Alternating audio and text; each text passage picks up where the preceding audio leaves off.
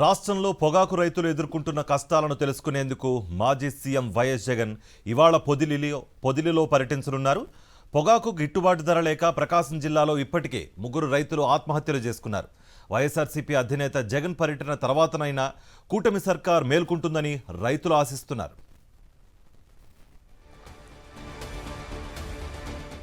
ప్రకాశం జిల్లాలో పొగాకు రైతులు ఎదుర్కొంటున్న కష్టాలపై పోరాడేందుకు మాజీ ముఖ్యమంత్రి వైఎస్ జగన్ రెడీ అయ్యారు.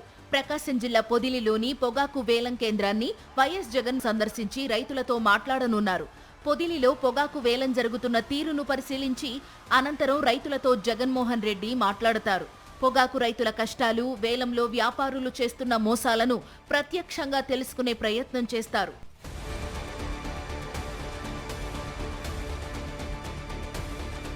ప్రకాశం జిల్లాలో పొగాకు పంట అత్యధికంగా పండిస్తారు. ఒక బ్యారెన్కు 3 లక్షల వరకు ఖర్చవుతుంది. ఇంత భారీ ఖర్చు పెట్టినా రైతులకు గిట్టుబాటు ధర రావడం లేదు. వైఎస్ జగన్ సీఎంగా ఉన్నప్పటి నాటి కంటే ఇప్పుడు ధర భారీగా తగ్గిపోయింది.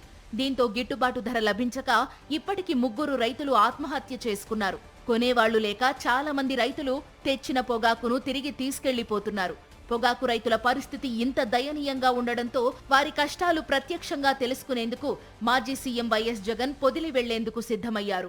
గత సంవత్సరం ఏ విధంగా ఉంది, ఈ సంవత్సరం ఎలా ఉంది, అదేవిధంగా పొగాకు రైతులతో మాట్లాడి పొగాకు రైతుల కష్టాలు, నష్టాలు, వాళ్ళు పడే ఇబ్బందులు, వాళ్ళకి ప్రాఫిట్లు ఉన్నాయా లేవో తెలుసుకోవడం కోసం గవర్నర్లు జగన్మోహన్ రెడ్డి ఇక్కడికి వస్తున్నారు.